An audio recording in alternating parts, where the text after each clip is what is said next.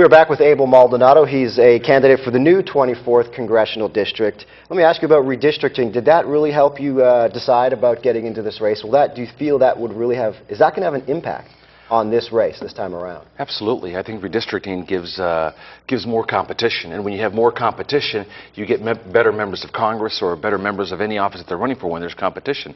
I mean, we had in Santa Barbara County here, we had what they call the ribbon of shame.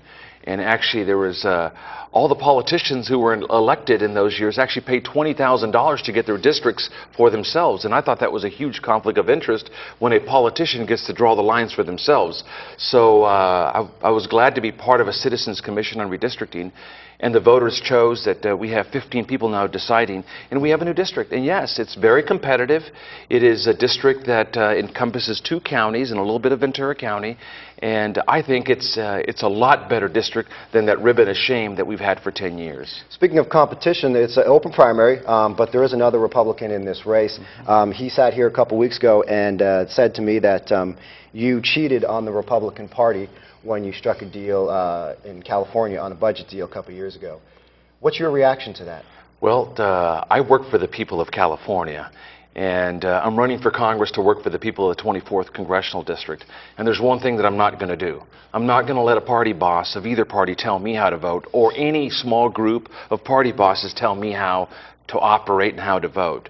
I'm in a job interview process of everybody in this county, in both counties, and that's Republicans, Democrats, and declined states and independents. And yes, that budget vote was one of the hardest votes I've ever casted. But you know what, Scott? The people of California are tired of electing and putting politicians that are afraid to make the tough decisions. I've demonstrated that I'm prepared to govern. I'm prepared to make the tough decisions that will move my great state forward. You know, some folks are going to be unhappy with some votes that people cast. At the end of the day, I was not raised to not pay my bills. I'm not raised to bankrupt a company. And in those days, California, for the first time in the history, was sending IOUs to taxpayers, was on the verge of going into bankruptcy. And I did what I thought at the time was the best thing to do to keep California from going into bankruptcy. And I look back, and all I can say is that that's what people are craving for. They're craving for new leadership, fresh ideas, that's not willing to be partisan, hyper-partisan, put all that aside and govern. And that's what we need in Washington today. Elected officials that are willing to govern. All right. In this new district, with an open primary, with an incumbent who's been here for a couple of years, the Republican opponent who has been endorsed by the Santa Barbara Republican Party, can you win? Well, I'm not looking for the endorsement of any small political groups that are out there. I'm looking for the endorsement in June and in November of the people of the 24th Congressional District. Of course I can win.